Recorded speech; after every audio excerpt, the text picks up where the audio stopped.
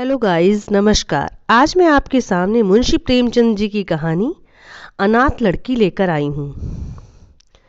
सेठ पुरुषोत्तम दास पूना की सरस्वती पाठशाला का मुआयना करने के बाद बाहर निकले तो एक लड़की ने दौड़कर उनका दामन पकड़ लिया।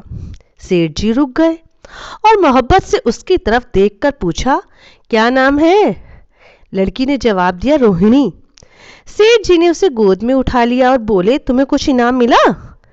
लड़की ने उनकी तरफ बच्चों जैसी गंभीरता से देखकर कहा, तुम चले जाते हो, मुझे रोना आता है। मुझे भी साथ लेते चलो ना। सेठ जी ने हंसकर कहा, मुझे बड़ी दूर जाना है, तुम कैसे चलोगी? रोहिणी ने प्यार से उनकी गर्दन में हाथ डाल दिए और बोली, जहां तुम चाहोगे वहीं मैं चलूंगी, मैं तुम्हारी बेटी होंगी।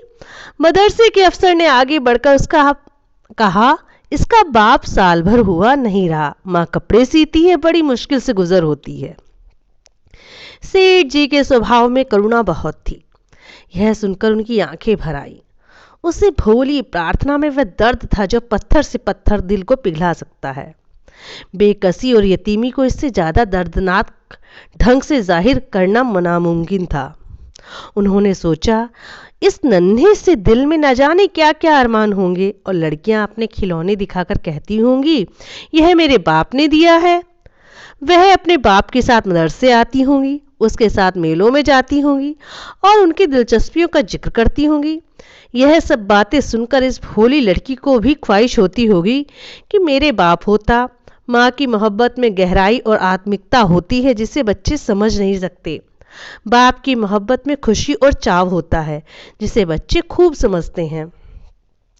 सेठ जी ने रोहिणी को प्यार से गले लगा लिया और बोले, अच्छा, मैं तुम्हें अपनी बेटी बनाऊंगा, लेकिन जी लगाकर खूब पढ़ना। जब छुट्टी का वक्त आ गया है, मेरे साथ आओ, तुम्हारे घर पहुंचा दूं। यह कहकर उन्होंने रोहिणी को अपनी मोटर कार में बैठा लिया। रोहिणी ने बड़े इत्मीनान और गर्व से अपनी सहेलियों की तरफ देखा। उसकी बड़ी बड़ी आंखें खुशी से चमक रही थीं, चेहरा चांदनी रात की तरह खिला हुआ था। सेठ ने रोहिणी को बाजार की खूब सैर कराई, कुछ उसकी पसंद से, कुछ अपनी पसंद से बहुत सी चीजें खरीदी। यहाँ तक कि रोहिणी बातें करते करते बहुत थक सी गई और खामोश हो गई। उसने इतनी चीजें देखी और इतनी बातें सुनी कि उसका जी भर गया। शाम होते होते रोहिणी घर पहुंचे। मोटर कार से उतरकर रोहिणी को अब कुछ आराम मिला। दरवाजा बंद था। उसकी माँ किसी ग्राहक के घर कपड़े देने गई थी। रोहिणी ने अपने तोहफों को उलटना पुलटना शुरू किया। खूबसूरत रबड़ के खिलौने, चीनी की गुड़िया दबाने से चूचू करने लगती और रोहिणी यह प्यारा संगीत सुनकर फूली न समाती थी। रेशमी कपड़े और रंग बिरंगी साड़ियों के कई बंडल थे, लेकिन मखमली बूटे की गुलकारियां से उसे खूब लुभाया था। उसे इन चीजों को पाने की जितनी खुशी थी, उससे ज्यादा इन्हें अपनी सहेलियों को दिखाने की बेचैनी थी। सुंदरी के जूते अच्छे सही, लेकिन उसमें ऐसे फूल कहाँ हैं? ऐसी गुड़िया उसने कभी न देखी होगी। इन ख्यालों से उसके दिल में उमंग भर आई और वह अपनी मोहिनी आवाज में एक गीत गाने लगी। सेठ जी दरवाजे पर खड़े इन पवित्र दृश्य का हार्दिक आनंद उठा रहे थे। इतने में रोहिणी की मां रुक्मिणी कपड़ों की पोटली हाथ में लिए हुए दिखाई दी। रोहिणी ने खुशी से पागल होकर एक छलांग भरी और पैरों से लिपट गई। रुक्मिणी का चेहरा पीला था, आंखों उसमें हसरत और बेकसी छुपी हुई थी। गुप्त चिंता का सच्ची विचित्र मालूम होती थी। उसकी जिंदगी में कोई सहारा नहीं, मगर रोहिणी को जब उसने गोद में उठाकर प्यार से चूमा तो जरा देर के लिए उसकी आंखों में उम्मीद और जिंदगी की झलक दिखाई दी। मुरझाया हुआ फूल खिल गया। बोली, आज तू इतनी देर से कहाँ रही? मैं तुझे पाठशाला देखने गई थी। रोहिणी ने हुमक कर कहा, मैं मोटर कार में बैठकर बाजार गई थी, वहां से बहुत अच्छी अच्छी चीजें लाई हूं। वह देखो कौन खड़ा है। माँ ने सेठ जी की तरफ ताका और लजाकर सिर झुका लिया। बरामदे में पहुंचते ही रोहिणी की माँ की गोद से उतरकर सेठ जी के पास गई और अपनी माँ को यकीन दिलाने के लिए भोलेपन से बोली, क्यों, तुम मेरे बाप हो ना? सेठ जी ने उसे बड़े प्यार करके कहा, हाँ, तुम मेरी प्यारी बेटी हो। रोहिणी ने उनकी मुंह की तरफ याचना भरी आंखों से देखकर कहा, अब तुम रोज यहीं आया करोगे ना? सेठ जी ने उसके बाल सुलझाकर जवाब दिया, मैं यहाँ रहूंगा तो काम कौन करेगा? मैं कभी कभी तुम्हें देखने आया करूंगा, लेकिन वहां से तुम्हारे लिए अच्छी अच्छी चीजें भेजूंगा। रोहिणी कुछ उदास सी हो गई। इतने में उसकी माँ ने मकान का दरवाज़ा खोला, बड़ी फुर्ती से मैले बिछावन और फटे हुए कपड़े समेट कर कोने में डाल दिए कि कहीं सेठ जी की निगाह उन पर ना पड़ जाए। वह स्वाभिमानी स्त्रियों की खास अपनी चीज़ है। रुक्मणी अब इस सोच में पड़ी थी कि इनकी क्या खातिर तवज्जो करूं। उसने सेठ जी का नाम सुना था। उसका पति हमेशा उनकी बड़ाई किया करता था। वह उनकी दया और उदारता की चर्चाएं में अनेक बार सुन चुकी थी। वह उन्हें अपने घर अपने मन का देवता समझा करती थी। उससे क्या उम्मीद थी कि कभी वह उनके घर में भी घर उनके कदमों से रोशन होगा।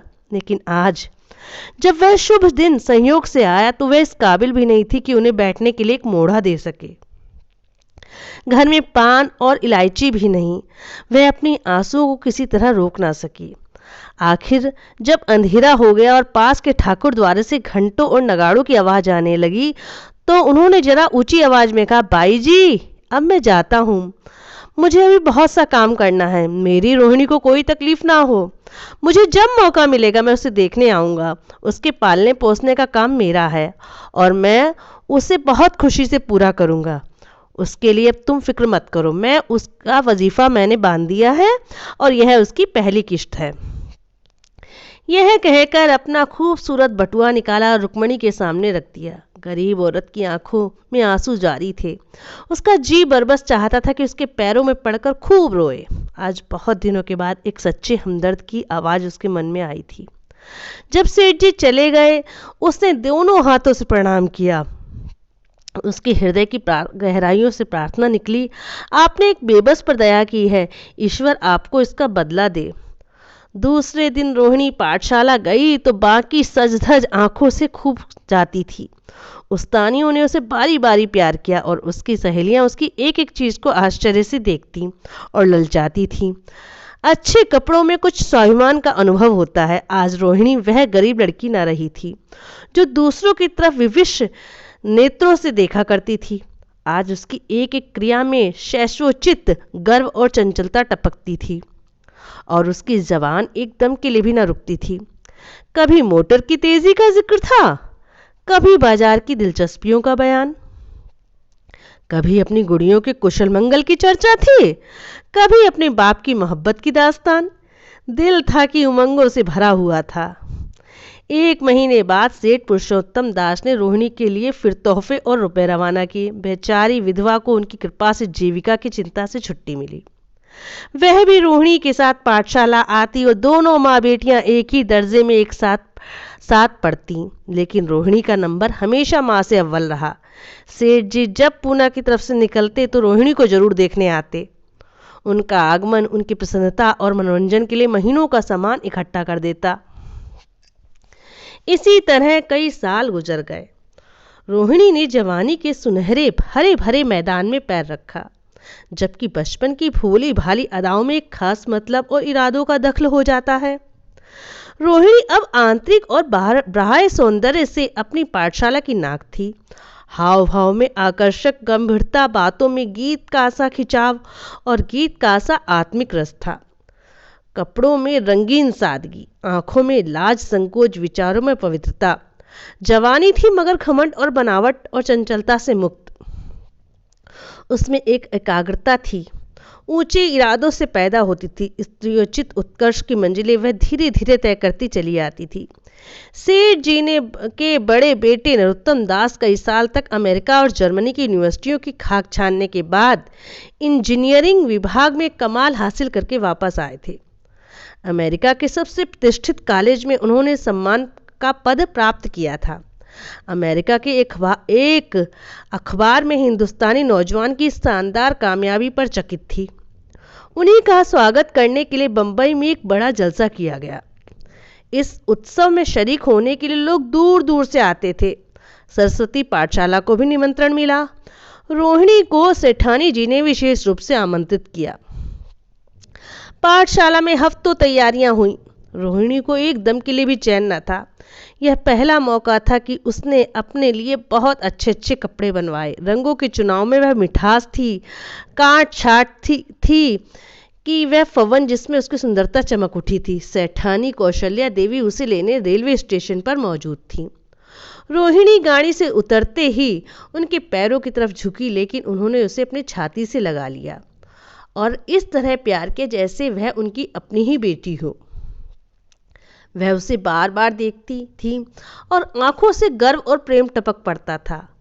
इस जलसे के लिए ठीक समुद्र के किनारे हरे भरे सुहाने मैदान में एक लंबा चौड़ा शामियाना लगाया गया था। एक तरफ आदमियों का समुद्र उमड़ा हुआ था, दूसरी तरफ समुद्र की लहरें उमड़ रही थीं, गोया वह भी इस खुशी में शरीक थी।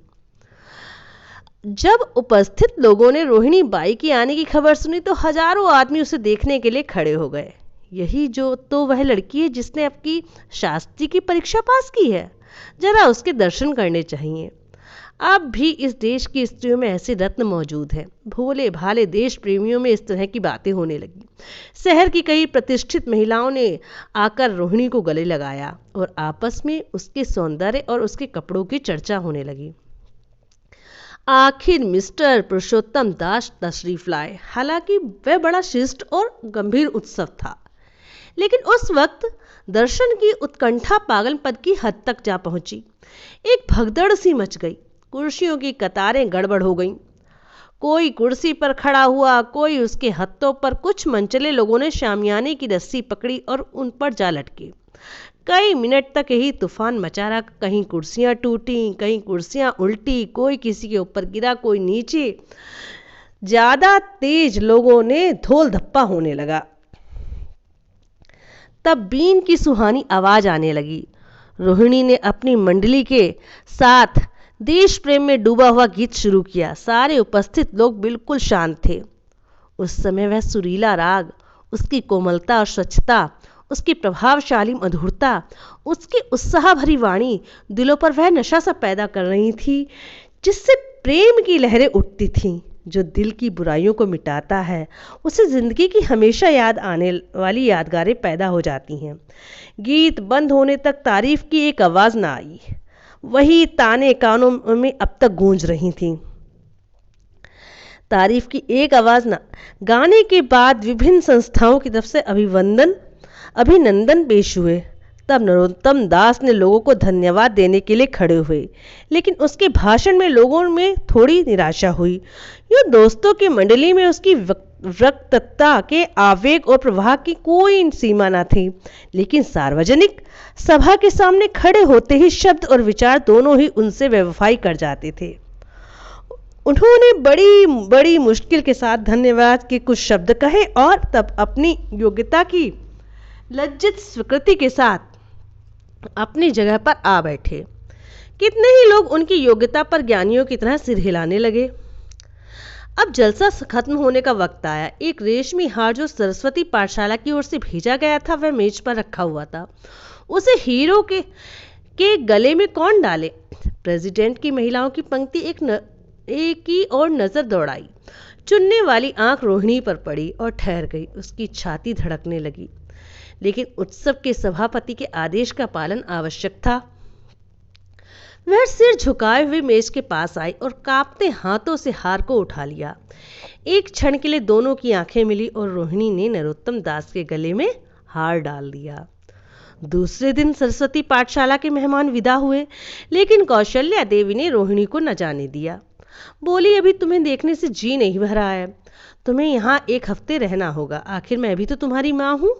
एक माँ से इतना प्यार, दूसरी माँ से इतना अलगाव। रोहिणी कुछ जवाब न दे सकी। वह सारा हफ्ता कौशल्या देवी ने उसकी विदाई की तैयारियों में खर्च किया।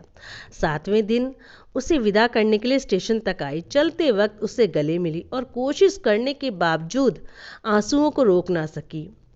नरोत्तम दास भी आए थे। उनका चेहरा उदास था। कौशल्या ने उनकी तरफ सहानुभूतिपूर्ण आंखों से देखकर कहा, मुझे तो यह ख्याल ही ना रहा। रोहिणी क्या यहाँ से पूना तक अकेली जाएगी? क्या हर्ज है? तुम ही चले जाओ, शाम की गाड़ी से लौट आना। नरोत्तम दास के चेहरे पर खुशी की लहर दौड़ गई, जो इन शब्दों में ना छिप सकी। अच्छा, मैं ही चला जाऊंगा। वह इस फिक्र में थे कि देखें विदाई की बातचीत का मौका मिलता है या नहीं। अब वह खूब जी भरकर उसको अपना दर्द दिल सुनाएंगे और मुमकिन हुआ तो उसका लाज संकोच को, जो उदासीनता के पर्दे में छिपी हुई थी, मिटा देंगे। रुक्मणी को अब रोहिणी की शादी की फिक्र पैदा हुई।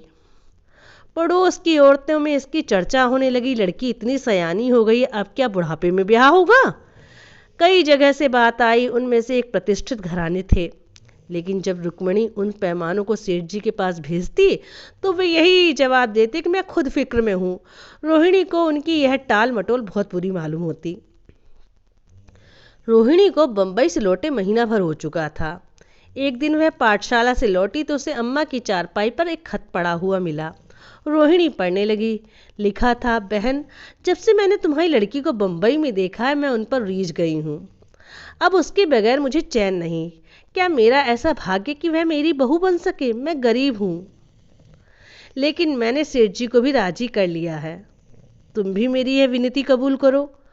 मैं तुम्हारी लड़की को चाहे फूलों की सेज पर ना सुला सकूं, लेकिन इस घर का हर एक एक आदमी उसे आंखों की पुतली बनाकर रखेगा।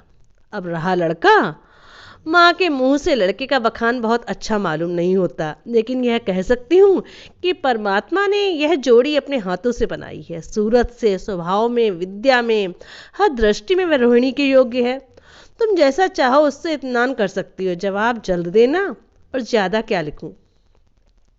नीचे थोड़े से शब्दों में सेठ जी ने उस पैगाम की सिफारिश की थी। रोहिणी गालों पर हाथ रखकर सोचने लगी। नरोत्तम दास की तस्वीर उसकी आंखों के सामने आ गई।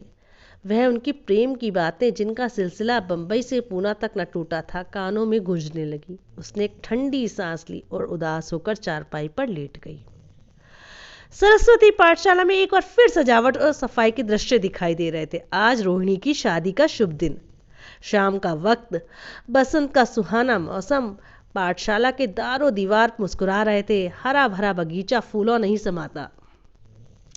चंद्रमा अपनी बारात लेकर पूरब की तरफ से निकला। उसी वक्त मंगलाचरण का सुहाना राग उस पहली चांदनी और हल्के हल्के हवा के झोंकों में लहरें मारने लगा।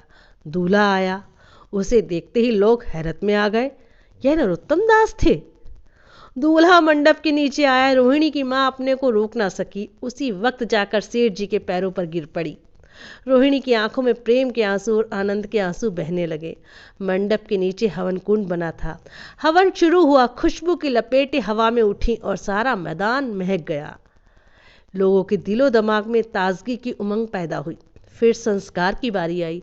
दूल्हा और दुल्हन ने आपस में हमदर्दी, जिम्मेदारी और वफादारी के पवित्र शब्द अपनी जबानों से कहे। विवाह की वह मुबारक जंजीर गले में पड़ी, जिसमें वजन है, शक्ति है, पाबंदियां हैं, लेकिन वजन के साथ सुख और पाबंदियों का साथ विश्वास है। दोनों दिलों में उस वक्त एक नई बलवान आत्मिक शक्ति की अनुभूति हो रही थी।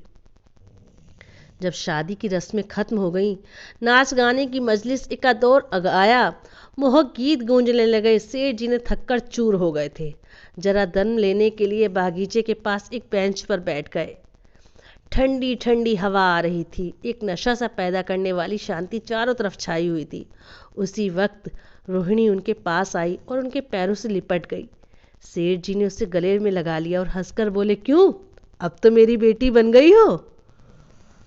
उम्मीद करती हूँ आपको ये कहानी पसंद आई होगी। अगर आपको मेरी कहानियाँ पसंद आ रही हैं तो प्लीज़ मेरे चैनल को सब्सक्राइब ज़रूर करें और लाइक, कमेंट और शेयर भी करें। अपना इतना कीमती वक्त देने के लिए आपका बहुत बहुत धन्यवाद।